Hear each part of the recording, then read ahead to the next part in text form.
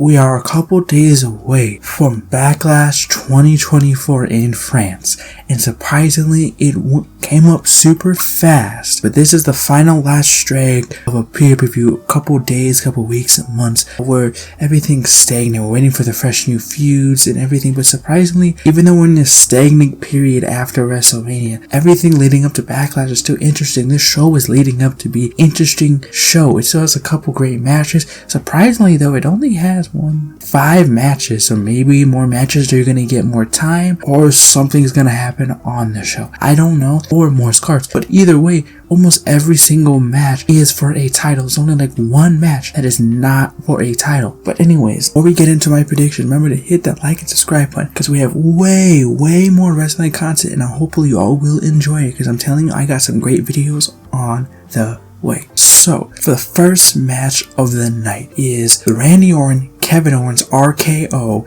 versus the Bloodline of Solo Sikoa and his MFT Tama Tonga, which we have no idea what that means. Still waiting to see what that means. Like, can they let us know somebody did? But this should be the Bloodlines win, because it's surprisingly a past couple backlashes it's always been the Bloodline, but this new Bloodline is Solo's Bloodline. It's not like Roman Reigns, who you already know he's tough. You know he can't stand tall with taking a loss. This new Bloodline of Solos need to look dominant. They need this win, and there's a couple ways that this could happen. Either it's a dominant win against the Bloodline, but we know that's never really gonna happen. There's gonna be some shenanigans involved. So possibly we could see the debut of Jacob Fatu. There is a chance that somehow, some way he does finally debut on the main roster. No, Black Hoodie or something, that's their favorite of debuting. It's possible that could be it. Or somehow, some way the ref gets bumped and they do some cheating, because either way, the Bloodline needs to win this. They need to look tall. They need to look strong in this new era of this new version of the Bloodline. So they need this win. So if I haven't made it obvious, I have the Bloodline winning by somehow some type of shenanigans to make this new Bloodline go strong, leading into the rest of 2024. The next match we got is the Kabuki Warriors versus Jade Cargo and Bianca Belair for the women's tag titles. And to me, this is the most obvious match for a winner. There is so obvious, just because even though the Kabuki Warriors are my favorite women's tag team of all time, there is no way that they're winning against. The only way they would win, somehow Jade Cargo and Bianca can't get along. There's some friction that happens in the match and it ends in a DQ. They cost each other the match. But I feel like they want Jade Cargo to be with Bianca Belair for right now, just to get her the reps, to build her in there, so eventually when they do split up, Jade Cargo can be a singles competitor and be by herself in singles matches. They just want to build her up more to the style of the WWE type style of wrestling in matches. And the issue they fall into if Jade Cargo and Bianca Belair win is who's gonna beat them. Like, I don't feel like there's anyone that is really dominant enough, unless some crazy super team you build out of 2 other superstars, to beat the likes of Bianca Belair and Jade Cargo. I think they're gonna be a dominant champions if they do win for a very long time, if they do win the match at BackLash. But either way, I think this is going to be, hopefully they get time, it's not a squash match, but I think it's going to be a dominant performance between Jade Cargo and Bianca Belair, and I see them walking out as your new women's tag team champions. Next match we get into is the champion Bayley defending against Naomi and Tiffany Stratton. And honestly, this match is also another match that is pretty obvious who is gonna win. They could obviously throw a curveball and make Tiffany Stratton be champion, which would be crazy and cool to see, but that is way too early. I see her maybe becoming champion at the end of this year or next year, or maybe winning the Money in the Bank, and that's how she become champion later. But it's way too early for her to be in this. But it's great to see that she's already being on pay-per-view against titles or title matches and everything. So it's great to see that she's already been elevated to a high standard already. But the only person I feel like that's not getting any luck out of this is Naomi. I feel like she's the one that is obviously going to take the pin. There's no one real else. You can't let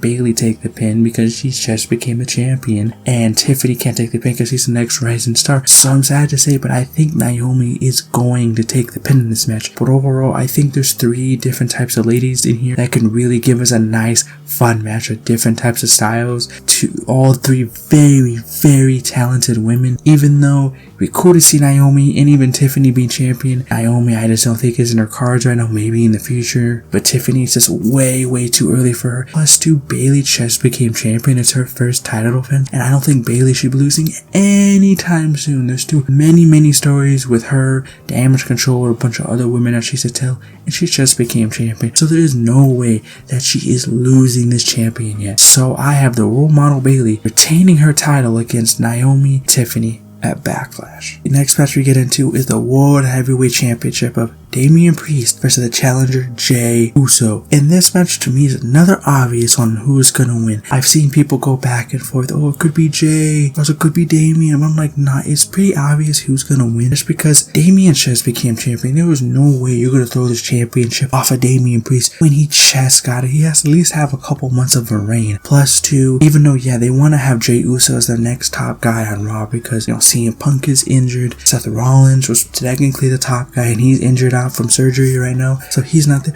and Cody Rhodes is on SmackDown, so Jay Uso's that next step up. He's the next guy and they're pushing him as a babyface, and that's the reason why too I don't see Jay Uso getting pinned clean. I think he's gonna be a dirty or cheating way somehow Jay Uso will lose this match because they're still pushing him as top guys. I don't think you want your top guy losing. I think maybe Drew might get involved and Costa because he believes that should be him right there, or maybe somehow the Judgment Day get involved because they're telling the story. Judgment Day keep getting in Damien Priest's business, but also you could see it in that one Jay Uso way where maybe because of Judgment Day get involved in the business, that's how it costs Damien Priest the match. At the same time, you know, there's many possibilities, but I just don't see any way Damien Priest is gonna have a transitional month reign. I don't see it. It's his first defense of his title reign, so there's no way I see Damien Priest losing this match, but I think it'll be a pretty good match. But either way, I have Damien Priest retaining his championship and beating Jay Uso. Now for the last match of the night is Cody Rhodes versus AJ Styles for the undisputed WWE Championship. And oh my god, am I so happy to finally see the undisputed championship being defended on a pay-per-view that is not like a SummerSlam or WrestleMania. It hasn't been defended on Backlash for a hot second. I am very excited for this match. There's a lot of history between Cody and AJ. I think it's going to be a phenomenal match. Not pun intended, but it is kind of sad that I wish there could be more build for this feud, even though it's been kind of a bit of a last minute because we're on that overhaul of WrestleMania and we're trying to get through to the new year to have this new fresh start of feuds. So to me, I don't think this will be the last time these two will face off for the title. I do believe in the future. I don't know where, if it's, I don't know, in Saudi Arabia, is it SummerSlam, is it Survivor Series, but I don't know where, but I do see these two someday running it back. Even though I love AJ Styles and I think he's a great first opponent for Cody Rhodes, there is no way Cody Rhodes is going to lose after dethroning Roman Reigns at WrestleMania 40. There is no way that you can have the biggest win in your career and then instantly get it all washed away and lose the championship like that. There's too many future feuds for Cody. Cody is the new face of the company. There's just no way he is losing this match. But either way, I think these two will kill it in this match because they're both incredible, talented workers. And I can't wait to see this match because I think they're gonna kill it. It could possibly be the match of the night. It has the possibility of being the match overall of the night. But to me, I have Cody Rhodes retaining his undisputed WWE Championship. Now, these are my predictions for WWE's Backlash 2024. Let me know, do you agree with my prediction? Did you disagree? Let me know down in the comments because this is what I think of my predictions. Remember to hit that like and subscribe button. We're gonna have to wait and see this Saturday in France what Backlash has in store for us because things could get quite interesting, but we have to wait and find out. Now y'all can go. Shoo, bye-bye, go.